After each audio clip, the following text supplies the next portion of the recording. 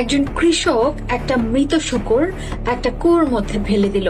কিছুক্ষণের মধ্যেই শূকরের মাংসের গন্ধ পেয়ে প্রায় 70 থেকে 80টা ইঁদুর কুয়োর মধ্যে নেমে গেল। শুরুতে সবকিছু একদম স্বাভাবিক ছিল।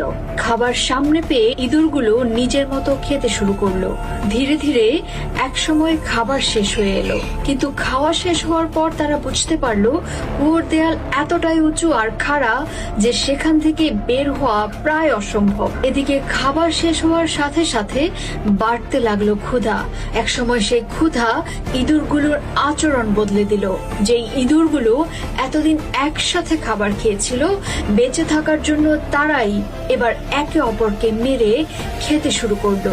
ধীরে ধীরে কমতে থাকলো তাদের সংখ্যা। শেষ পর্যন্ত বেঁচে রইল মাত্র একটি ইঁদুর। তার চোখও তখন ক্ষুধা আর হিংস্রতায় ভরা। হঠাৎ একদিন সেই কৃষক একটা দড়ি নামিয়ে ইঁদুরটাকে কুয়ো থেকে তুলে আনলো। তারপর তাকে আবার মাঠের মধ্যে ছেড়ে দিল।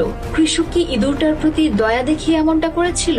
একদমই না, কারণ কৃষক জানতো এই ইঁদুরটা এখন নিজের জাতকেই খেতে অভ্যস্ত হয়ে গেছে।